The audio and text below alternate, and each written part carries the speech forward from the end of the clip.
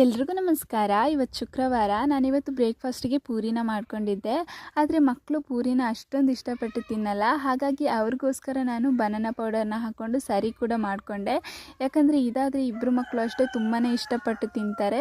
ಹಾಗಾಗಿ ಯಾವತ್ತಾದರೂ ಅವ್ರಿಗೆ ಇಷ್ಟ ಇಲ್ಲದೆ ಇರುವಂತಹ ಬ್ರೇಕ್‌ಫಾಸ್ಟ್‌ನ ಮಾಡಿದಾಗ ಈ ಥರ ಸರಿನ ಮಾಡಿಕೊಟ್ಬಿಡ್ತೀನಿ.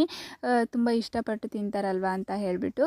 ಇವಾಗ ನಾನು ಪೂರಿನ ಮಾಡ್ಕೊಳ್ತಾ ಇದ್ದೀನಿ. ಪೂರಿಗೆ ನಾನು 1 ಕಪ್ ಆಗುವಷ್ಟು ಗೋಧಿ ಹಿಟ್ಟಿಗೆ ಒಂದು ಸ್ವಲ್ಪ ಉಪ್ಪು ಹಾಗೆ ಸಕ್ಕರೆನ ಹಾಕಿ ಕಲಿಸ್ಕೊಂಡು ಒಂದು ಅರ್ಧ ಗಂಟೆ ಇಟ್ಬಿಟ್ಟಿದ್ದೆ. ಇವಾಗ ಅದನ್ನೊಂದು ಸ್ವಲ್ಪ ಲಟ್ಸ್ಕೊಂಡು ಪೂರಿನ ಕಾಯಿಸ್ಕೊಂಡ್ರೆ ಆಯಿತು ಅಷ್ಟೇ. ಇವಾಗ ನಾನು ಇದಕ್ಕೆ ಈರುಳ್ಳಿ ಸಾಗುನ ಮಾಡ್ಕೊಳ್ತಾ ಇದ್ದೀನಿ. ಇದಂತೂ ತುಂಬಾ ರುಚಿಯಾಗಿ ಬರುತ್ತೆ. ಪೂರಿಗಂತೂ ತುಂಬಾ ಪರ್ಫೆಕ್ಟ್ ಕಾಂಬಿನೇಷನ್ ಅಂತ ಕೂಡ ಹೇಳ್ಬೋದು.